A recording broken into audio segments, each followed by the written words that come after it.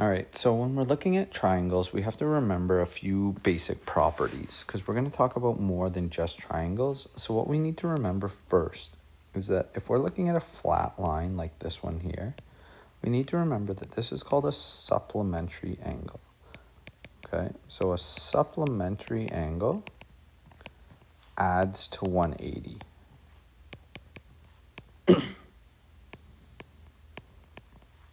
So to find this, we're going to have 180 equals x plus 75. So x is going to equal to 105 degrees. Okay, now the second thing that we need to look at is this one. Now this one's called a complementary angle. So complementary angle adds to 90. And what we're going to do is 90 equals y plus 68. So then y is 90 minus 68, which is 22 degrees. Now this, we're going to have to do a whole separate little lesson on this, and I'm going to post that tomorrow.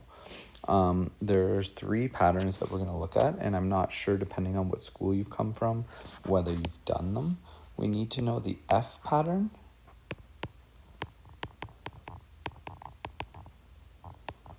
the C pattern, and the Z pattern. Okay, and I'm not sure if you know these or not yet, so I'm going to post a separate note for that. Okay, so angles of a relationship. So let's just get rid of this. So, sum of interior angles of a triangle. So interior angles of a triangle are always going to add interior angles always add to 180 degrees. Whoa. So if I was looking at this triangle, this is actually a pretty tough one, but what we're going to do is we're going to say, it says find the value of x, so we're going to say 2x plus 10 plus x plus 20 plus 3x equals 180. Well, now I'm going to collect like terms. So we've got 2x plus 3. That's going to be 6x plus 30. 10 plus 20 is 30. So then we're left with 6x equals 180 minus 30. So let's just do that in one step, which is 150. So then x is going to be equal to 25 degrees. Okay, we're dividing the 6 over. Okay, and that's all it's actually asking us to find here. You have to be careful if it asks you to find the actual angle, because then we have to sub that 25 into each spot. Now the exterior angles of a triangle, what we're going to look at is we've got to add in a little value here. So what we would have here is we could say that this angle x is equal to A plus B. So angle x equals angle A plus angle B. Now, the reason that is, I'm going to show you in a different color here, is that we know that the triangle all adds to 180. So if this was, say, 30 and this was 70, well, then that means 30 plus 70 is 100. That means this has to be 80. But we also know from what I showed you at the start that this flat line has to add to 180. So what that means is if this is 100, this has to be 100 because we have to add to 180 in both cases. So let's look at an example. We need to find angle A. So we know that 145 equals angle A plus 23 degrees. So then all we have to do is subtract the 23 over. So angle A is equal to 145 minus 23.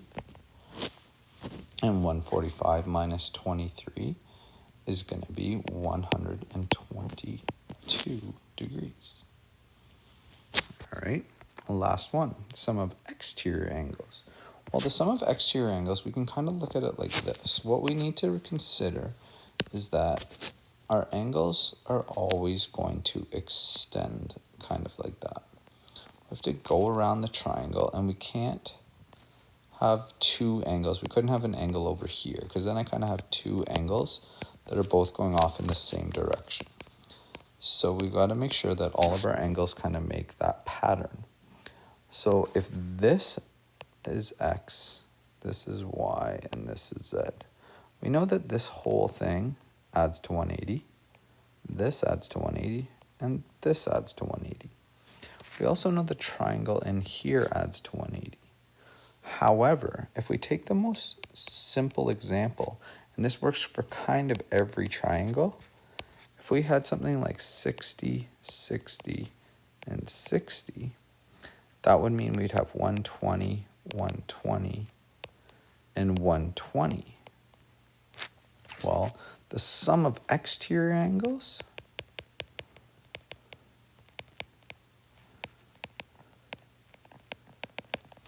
of a triangle is always 360 degrees. So here we could say, for the second example, 360 equals 97 plus 110 plus b. So then we get 360 equals 207 plus b. So b equals 360 minus 207, which is 153 degrees. Okay, and here are some questions associated with that.